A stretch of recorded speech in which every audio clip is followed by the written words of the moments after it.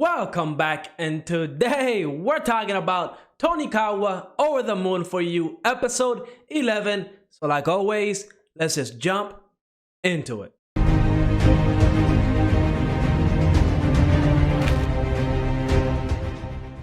Episode 11, we finally see Chitose once again, and I do have to say, I love when Chitose comes to the picture because honestly, she brings a little bit of chaos into the episode.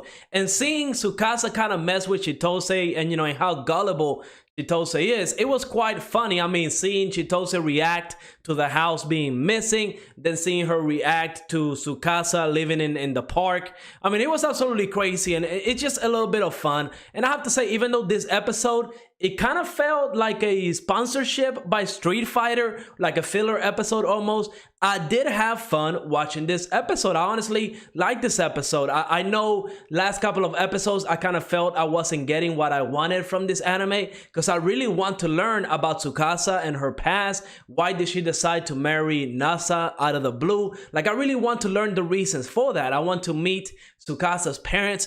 Why did they approve this marriage if she's underage without even meeting Nasa, right? So that's the kind of questions that I have and the kind of questions that I want answers to. So every episode that we don't get that, I'm a little bit more disappointed. But I didn't mind it this episode. I honestly liked this episode quite a lot. I thought it was a lot of fun. Now, before we jump into the rest of the episode, let me remind you to like and subscribe. It definitely helped the channel out. And of course, I greatly appreciate it. But let's talk about Tonikawa because, I mean, this episode, if you're a gamer, you're probably gonna love this episode. I'm a gamer and I love this episode. I will say, whenever they started naming all those different consoles, I'm guessing they were real, but they're definitely way beyond my time because I did not recognize a single one. Whenever Tsukasa and Chitose were talking about how Tsukasa is staying in the bathhouse with Kaname and Aya because of the Mega Drive, I'm like, that sounds familiar, but I don't, what is it? It's like a super Mega Drive for like the computer? Like, what is she talking about? Turns out it was like a video game console. That joke definitely went over my head. Again, I started off with like the Super Nintendo era, so all those consoles that they were naming were definitely way before my time, but it was still funny. I like that. Now, whenever they decided to do the takoyami party, that was awesome as well. I have eaten takoyami. Whenever I was out in California, I went to like a food festival and they were serving that in one of the booth, and it was good. It was like octopus or something like that, but I liked it. It wasn't bad. And let's be real, right? Every time takoyami comes into an anime, for some reason it always looks good. You can put so many stuff in there. It looks amazing. So I was kind of really excited to see the food. I love food, and this episode was also a food episode. Now, it wasn't the best quality, but the food did look great. And I love how Aya was kind of saying that in order to be a good wife, you need to be able to cook, even though she can't cook herself. But we know that Tsukasa can cook, and the food that she came out with, it was good. Everybody loved it. And that's when the favorite part of this episode came in. We see a whole gaming tournament take off, and it was absolutely amazing. I mean, we see just how, I wouldn't say clueless, but Nasa really sucks at games. I mean, he said that he played Minesweeper and Solitaire, I believe, and I'm pretty sure he killed it in Minesweeper, right? Like, we know Tsukasa is smart. I mean, Tsukasa is smart, but we know Nasa is very smart, so he probably dominated in Minesweeper. Heck, he's so smart, he literally created a controller so both Tsukasa and Aya could play Street Fighter 1. That's an absolutely crazy feat. I mean, it's insane how smart Nasa is. I'm quite surprised that he's not like an engineer or something like that, right? But I mean, the whole Street Fighter tournament, honestly, it was like product placement. This episode was probably sponsored by Street Fighter and Capcom. So it doesn't take away from the episode, really, because they did it in such a good way that I honestly feel like if they're going to do something like this will be great. Honestly, I wouldn't mind seeing video games advertised in anime this way because I loved it. I have played Street Fighter. I did enjoy my time playing that with friends, even though I'm not very good at fighting games. I'm not the worst in my friend group, I'll tell you that.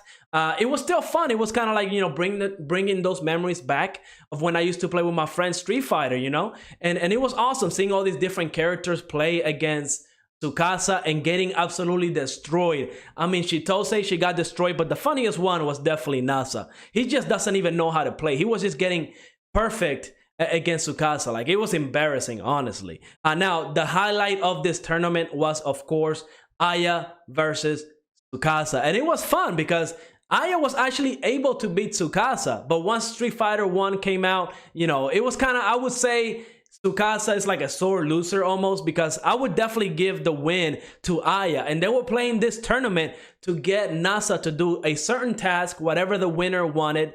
I don't know what Aya would have said. I'm pretty sure it wasn't going to be anything like rude, like, oh, divorce Tsukasa. I'm sure she wasn't going to do anything like that. But it doesn't really matter, because we know that at the end of the day, nobody really won this tournament, right? It was kind of like a stalemate, because in Street Fighter 1, Aya is such a great gamer that she was able to adapt to the controller fairly quickly, and it ended up being in a double KO. I mean, I still think Aya is on a whole different league when it comes to gaming skills compared to Tsukasa, because she was able to beat Tsukasa in Street Fighter 5, I believe. And then when they switched to Street Fighter 1, where Tsukasa has had the advantage with the controller that Nasa made, and you know, she had more experience with that game, Aya was able to adapt fairly quickly in order to get a stalemate. So that was awesome. Now, of course, if you skip ahead, you will see that, you know, Nasa essentially asked Tsukasa what was she going to ask for the task, and it was just a kiss. Romantic, sweet. It kind of brings the story back into that romantic level,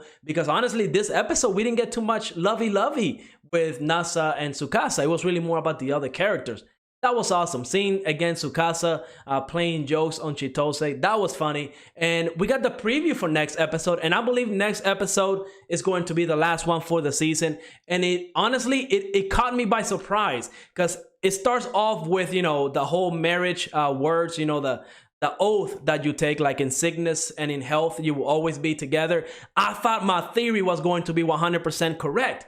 I thought Tsukasa was going to be, you know, it was going to be shown that she had like a terminal illness, and it was going to be like not her last day here on this earth, but, you know, we were going to find out about it. But no, once we got to see the rest of the preview, it turns out that Nasa is going to be the one getting sick, and I'm sure he's going to act like a baby, and Tsukasa is going to take care of him. But yeah, overall, this episode was really good. I liked it. Probably my favorite episode since this whole anime started. I know this anime had some highs and some lows, but overall, I would say this is the episode I had the most fun in, and it's probably because it had a lot of gaming references, and it has Street Fighter 5. I mean, that wasn't even a reference. That was straight up product placement, and I thought it was fun. I enjoyed it. But let me know in the comments what you thought of this episode. And like always, leave a like, subscribe, and I will see you on the next episode.